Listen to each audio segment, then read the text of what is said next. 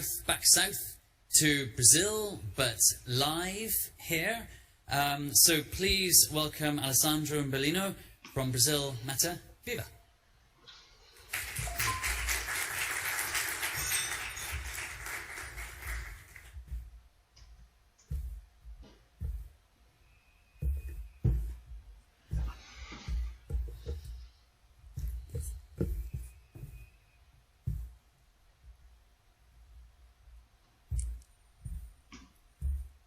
Hello there. So my name is Alessandra, and I'm the co-founder of BMV Global, a global environmental fintech. I'm honored to join, to be in our team today, Todd Chapman, the former U.S. ambassador to Brazil, and Luisa Toscan from SGS. Well, thank you very much, Alessandra. It's a pleasure to be here. And it's a pleasure to be a new international board member for BMV. BMV stands for Brazil Mata Viva, which in English means Brazil Forest Alive. And since 2007, this company's been very involved in developing the whole concept of conservation at the local level in Brazil and figuring out ways to monetize that. And while I was ambassador in Brazil, I was spending a lot of time on environmental issues, and I had the opportunity to see all of this creative Brazilian energy to address environmental solutions. And we're seeing other wonderful Brazilian companies here at this important conference. But Brazil Mata Viva, BMV, has come up with really a global environmental fintech solution that I think is going to be incredibly important as we seek ways to monetize conservation for the benefit of the landholder and the end user. And they've come up with a way that does that, and I believe a very creative way, and it's extremely credible. And what you're going to hear about just now is the methodology they came up with, tested over time, validated by hundreds of Brazilian companies that have been involved in this process, and also now that is expanding onto the financial markets, the Brazilian Stock Exchange, etc. So I think you're about to see something very important. But I'll tell you, ultimately, the reason I got involved, not only because it brings a real-world solution, but because they bring credibility to the process. They have SGS here, which you're going to hear, a well-known European company that is validating their processes. And you have Ernst & Young, a global accounting firm, managing the oversight of the finances. And it's that kind of credibility, when you bring that to this solution, that is going to win markets. And so I hope you enjoy the presentation. So, in one hand, we have a fair payment for landowners who protects their forests, and on the other hand, straightforward ESG for government and businesses. To meet the demand, we develop innovation and what taking the environmental payment service digitally using blockchain. We engage with the local communities, landowners that are organizing the local group of farmers, governments to implement sustainable policies, and the network access of individual and organizations. We are B2B, B2G, B2C, B2 everyone. So basically what we do, a platform connects the biodiversity credit issuers, owners, with the end users on a simple and directly way. But what is our solution? We developed the Green Treasure program, a solution that is being adopted by governments. An example, a special example showcase is the government of Amapá in Brazil, and they are being represented by Eduardo Tavares, which is the manager of this program in the government, and he can talk about his experience on implementing. And we have also the attorneys from the state level that came all the way to Glasgow as well, and they are present here as well. And we would like to share the experience as well on the other side, on the private sector, Sebrae, which is 20 million over companies, they are bringing the solution for them as well, the ESG certification fund for them. So first, we developed the solution that starts with the certifying the areas that have been protected and issuing the assets and crediting their platform.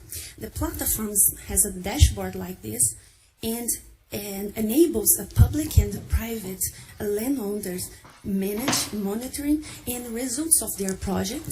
And the other side, investors, companies who use those credits and check where the money goes and how it's spent. And now I would like to. Hello, everyone. I will talk a little bit about the assurance process.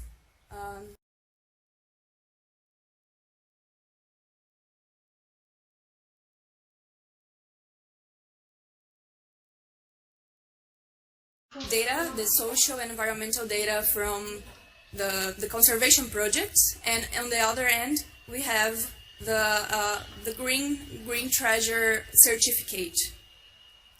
After the credits from the conservation projects are already issued, we can. Sorry, no, it's fine. It's fine. It is issued. We can. We calculate the footprint of a company. Basically, every company has their impact, so we can calculate the impact. And when they buy the amount of credits that are equivalent to the footprint, it's when the certificate is issued. And the certificate looks like the slide before and has a QR code and all this traceable information. And just another topic that I want to bring is why we call it an ESG solution. We have on the environmental aspect the maintenance of the carbon reservoirs, which is very, very important. But also there's a lot of other co-benefits of this program. We have maintenance of hydrological flows, biodiversity. In the social aspect, we have food production. The conservation projects, they work in the regions to increase food production, to generate income for people from the region, and also for the government aspect, the program is aligned with Paris Agreement and other all the important climate deals. Thank you. And do you want to come? Yeah. That's how we call it an ESG solution, because it's complete. We call ESG specific because we create the innovative part of our assets that combines the E, S, and G, so protecting forests, food safety, and the governance compliant with the third parties that audit the process and address the KPIs and issuing to address companies to issue, for example, sustainability linked bonds and all the brand enchasement. So simple, practical solution with verifiable and transparent effectiveness. Some of the results that we are able to achieve so far and prepare to expand and scale up our action and ready for it. And some quick facts are, we have 5 projects already running. This is a reality, so it's already happening, creating jobs, protecting forests, over 100,000 jobs when all the project is implemented, it will be creating, and already 50 million hectares protected under this project. So our solution is a bundle. First, the BMV standard, when it's implemented, and creating issuing, certifying the areas that is being protected. Another, it is the Green Treasure program, and that it is a certification program for companies that wants to address the ESG certification. And the third one, it is the Access, which is the platform where the UCS, the asset owner, check on real time when their credit is being sold and manage those investments.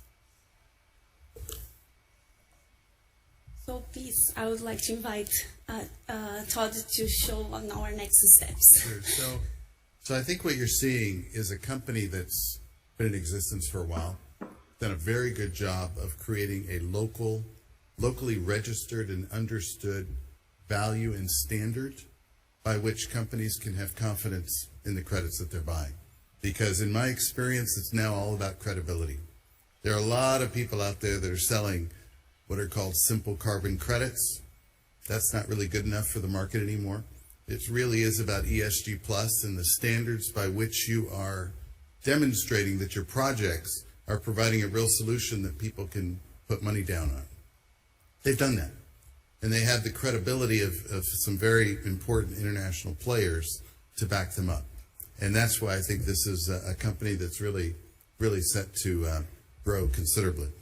So I think what we're looking for right now is we're looking for ways to expand our own platform within Brazil and expand the demand and market share.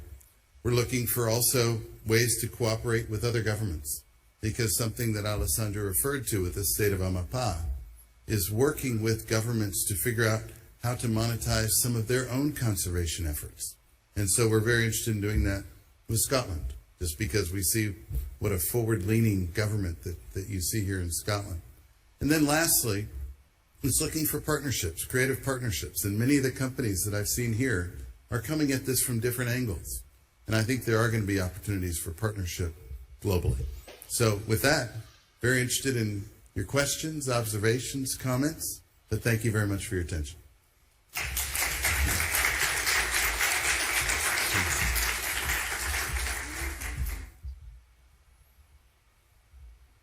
Who has the first question? I'm not used to bashful audiences. I'm used to people just jumping right in. Somebody in the back? Yeah. Thank you for a nice presentation, and just wanted to ask if you think that your solution can solve the problem of deforestation in Brazil, because as far as I know, the problem of deforestation is, with a lot of illegal logging and coming from this failure of commons and problem with the regulated land tenure. So this is like first question, the problem of the deforestation, and the second, if you when you produce your this ESG credits or units, what happens when deforestation happens? And if you could maybe I'll take the first one, and I'm going to let you take the second one, because you're the one implementing it. But I can tell you that the big challenge in Brazil, as it is everywhere, is do you have the economic incentives in order to leave the trees standing? Something that I used to tell Washington a lot is, remember, trees don't vote, people do. And so if you don't take care of the people, they're not going to take care of the trees. And so just like in many countries that have large forests, you have poverty. And oftentimes it's in the most rural areas where you have a lot of poverty. So the temptation is to simply cut down the trees. So what this does is creates the economic incentive and the social awareness and the community consciousness that if we keep the trees up, we're going to make more money. And so it does contribute directly to limiting the amount of deforestation that happens. Yes, with our experience, we have been working with the farmers in the Amazon area, so which is a place that lives more than 22 million people. We created, that's the innovation part, instrument that enables them to protect the forest and get paid for that protection. Because nowadays, they don't get any penny. There is some project that's happening I suppose as a carbon credit, but what happened is we created a solution that value what they are protecting, bringing transparency for who is purchasing those credits, and use satellite. First of all, we use satellite to organize in monitoring those areas, and the thing that is most different opposed to the others, it is the credit is only issued after the service is provided. So it's not a promise of protecting. the farmer needs to protect. After that, the credits issue on that land. And after this process, the credit is credit on their account for them be able to sell for companies and get paid for this service. In case if destruction by accident, for example, it happens something as the same process when you have a crop, soil crop, and you sell them when you plant, right? So it's the same concept for us. If he protects, he sells the credit that being protected already. If he destroys, you won't have the crop to sell next year. So he sells the service every year. So brings a real economic value on the service that he is being providing for all of us that in the city. And Alessandra, let me just add one thing that I found very innovative as I learned about this, is essentially the breakdown of the distribution of the finances for this is 1/3 goes to the individual, and then 1/3 goes to the community organization of which all these individuals are part. And that creates the communal pressure, let's just call it pressure, or incentive, to make sure that everybody's participating. And that has been proven to be a far more effective model than just working with individual owners. And so it's that system, based on their intensive knowledge of how this works in Brazil, that has resulted in their more successful model than others that have been implementing.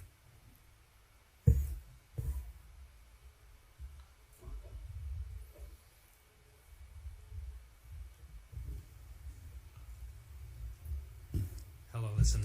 Congratulations on the project. How do you price the credits that you're generating? Just to have a better view, when companies buy it, how do they price? How do you price? Do they price it, or are you guys price it? It is the price of the platform. So the price, it is a index basket that has the balance of the area it's being, that forest is being pressure for the economic, which is percentage of wood value, a carbon credit, and among others factors that is combined. It is audit, is a methodology of CHIP, which is recognized for value ecosystem services. So we adapted for the Brazil, for these assets that's being issued on forest in Brazil, using the economic pressure on that region. So with this cattle production, soil production, there's among index that it is registered on commodity price. It's all connected, and the non-technology part is API with the stock exchange price for future commodities. And if I can add to that, the price right now, I don't have the exact price. It's over $30 Yes. a credit, which when you compare it to some of those that are just carbon credit, getting rid of a ton of carbon dioxide, you can buy that for a lot cheaper. But this is really, I call it the Rolls Royce of credits, because it really is an ESG solution as opposed to just a carbon neutralization effort. And I think that's what we have to do a better job of, is helping people understand that. And as Brazilian and international companies in Brazil understand that, this is where they want to go, because they can also tell their headquarters, first of all, Luisa's with SGS. I'm not sure if that was clear. She's representing a major European firm, Ernst & Young. That's something you can defend back to your headquarters, whereas if you're just buying, a simple carbon credit, you can't.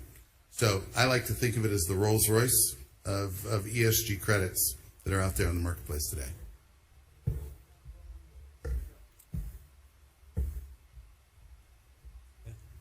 So you can achieve environmental gain through either protecting high-quality existing natural assets, improving medium to low existing environmental assets, or creating new environmental assets. Do you think that your platform has the flexibility to deal with some of those that aren't necessarily quite interchangeable, but and which one of those do you think that you would be most focused on doing first? So first of all, we create the concept, the framework platform, issuing the credits on this biodiversity that has back in Brazil. But the platform is ready, and the next step is to establish and creating assets on different biomes, and it's ready to perform.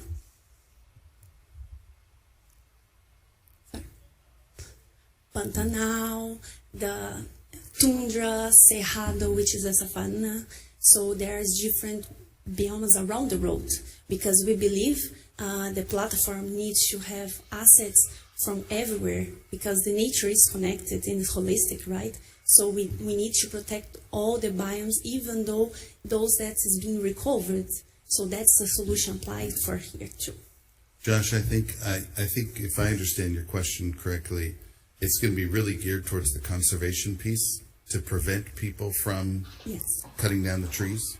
But also it's helping these communities understand that if they plant trees on this acre, they're going to make more money than leaving it as pasture land, because this is not great pasture land in the Amazon. So this is going to encourage, I believe, and I don't know what the statistics are, it's going to encourage these communities to realize that they're going to make more money planting.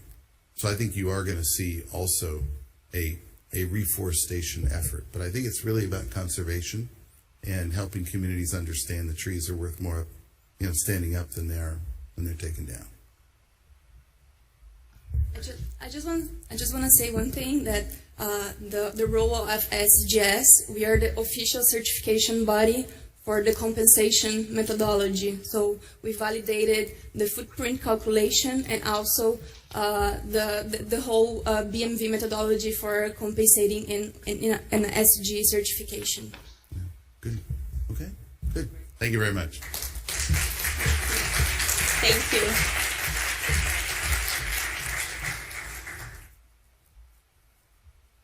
Alessandra, Louisa, Todd, thank you very much. And just two comments on that. One, a stat that you didn't put up, unless I'd missed it, was the $13 billion worth of assets under management, which was one figure that stood out.